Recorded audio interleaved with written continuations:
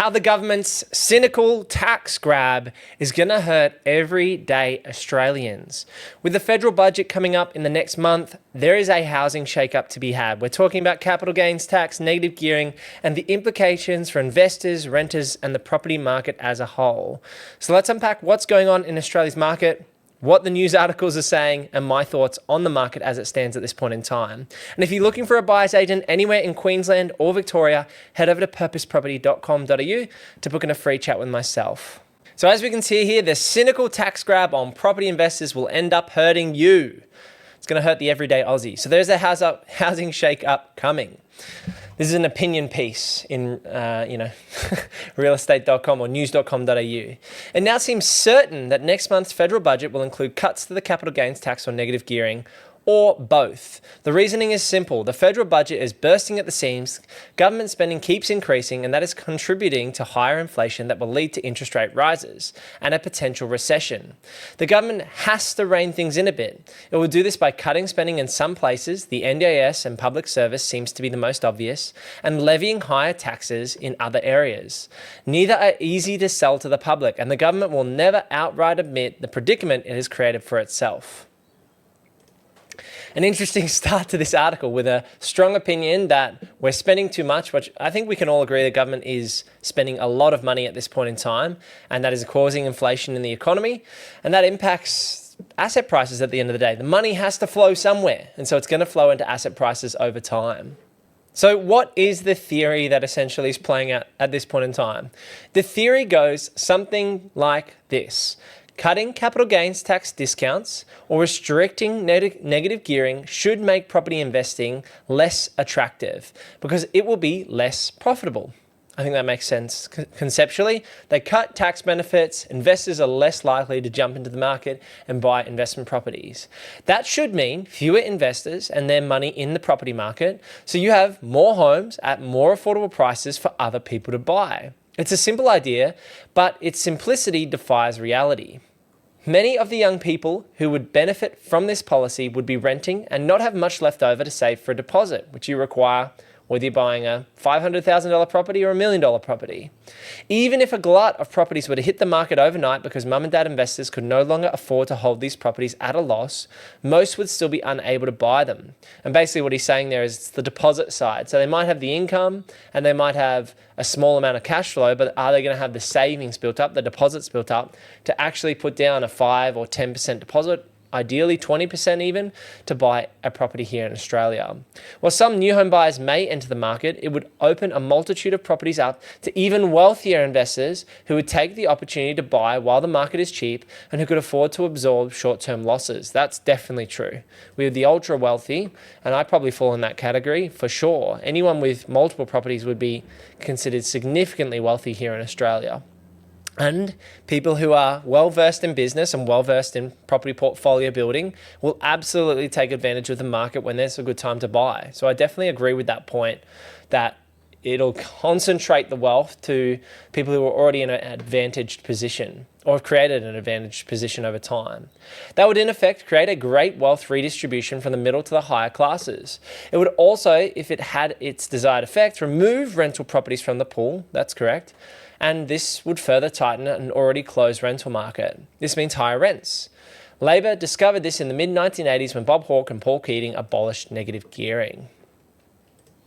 I mean, everything seems so simple in concept. We tax investors. Investors leave the market, and first home and home buyers who want to upgrade have more property to buy. But I think this is a really important point, is that the people who are at the high end of the wealth spectrum, I would say that I'm blessed to be in that position, that I am a high net worth individual at this point, have the ability to navigate these issues or navigate these changes strategically. A lot of the guys on YouTube are talking about moving into company buying. And so if they're going to reduce the capital gains tax from 50 to 33% or 50 to 25%, that buying in company structures will basically keep you in terms of asset protection.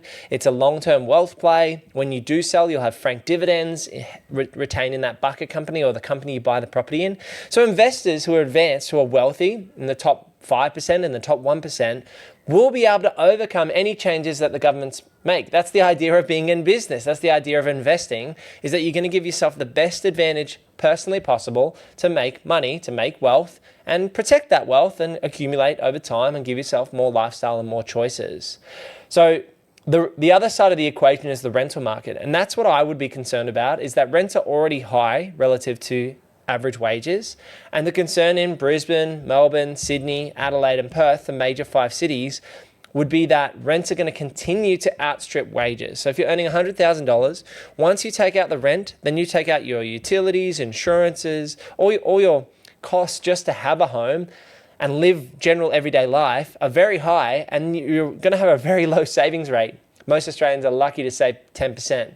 Now, Emily and I were able to save 50% because we lowered the property that we lived in when we were starting out as a young couple. But some people have kids and can't make those sacrifices, or don't want to make those sacrifices. They don't want to delay gratification and live in a 1-bedroom apartment when they could be in a 3-bed house. And so I think most Aussies, if these things come through in the next 4 to 8 weeks, and it's approved in law, we're going to see the rental market dry up and rental prices will continue to rise. So existing rental properties would leave the rental market. Already built properties would be less likely to enter the rental market. New properties wouldn't be built to enter the rental market, which I definitely agree with. Construction costs are going up. Interest rates are going up. That means development is going down. We're going to see a fall in actual houses being built. And properties that stay in the rental market would likely have rents jacked up to make up for the new losses. Well, that's market dynamics. The rents have to rise if rates rise and the cost of owning a property rises.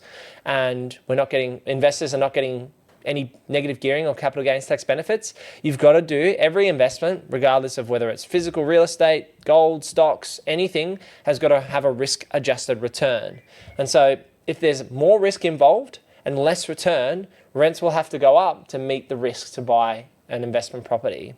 Whichever way you cut it, rents go up, I agree. And those least able to afford it end up paying the money the government reaps in tax. And that's the sad thing. Your lower class citizens will end up paying more rent, still not be able to break into the market, and the rich will get richer. Housing affordability is undoubtedly one of the biggest issues facing Australia, but this is not the answer. It only serves to make things worse for those saving for a home. The housing market has to be carefully weighted to serve the best interests of all involved, owner-occupiers, renters and investors. And probably in that order, or renters and owner-occupiers should come before investors. There's no question that the current market is currently weighted against renters and those trying to become owner-occupiers.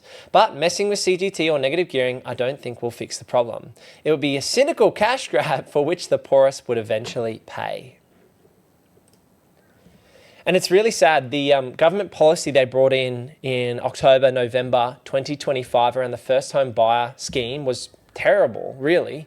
They should have only done 5% deposits for new build stock, like we used to have back 10, 15 years ago. When I started investing 8 years ago in 2018, they'd had the APRA crackdown and the regulations and the big changes to the lending policy, which is all good. Our banks have these buffers in place and these regulatory guidelines in place to make sure that Australia's economy doesn't fall apart like America did with Lehman Brothers on high-risk lending.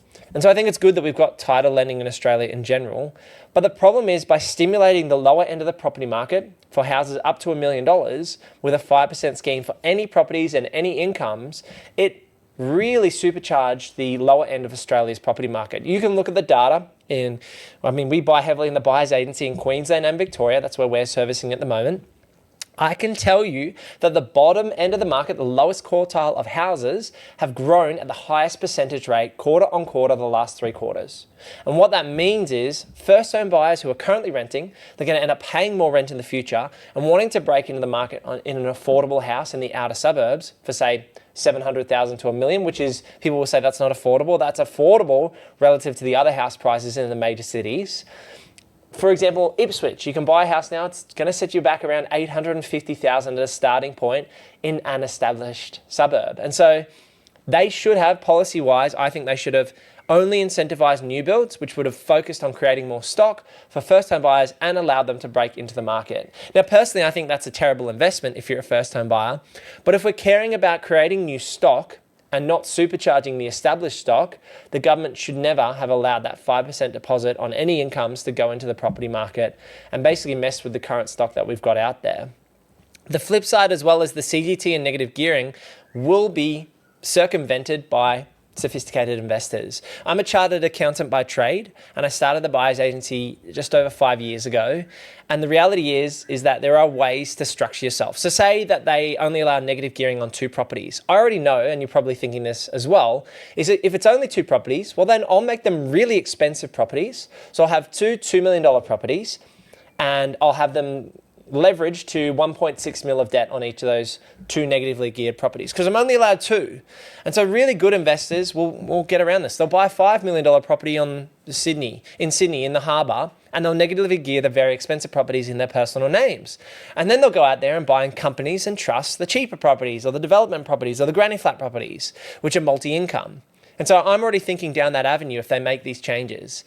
And the big question for me, I think, is the grandfathering. That's what's going to really toss up the market, in my opinion. It's going to be nervous whether they grandfather or not. If they don't grandfather CGT and negative gearing, it'll be very, very interesting, because I think the market will have a big chain reaction as far as the feedback to the government on how poor of a decision that is, because the last 5, 10, 15, 20 years, people have been making their investing decisions on negative gearing, on capital gains tax, to buy an investment property and to put their money in the property market. Now, we're only a few weeks away, honestly, to hear these changes come through, and what's actually going to come into law will be very interesting. And so I'd love to hear your thoughts in the comments below. What do you think about capital gains tax discounts? What do you think about negative gearing? And where do you think property prices are going to go in the next 12 to 24 months?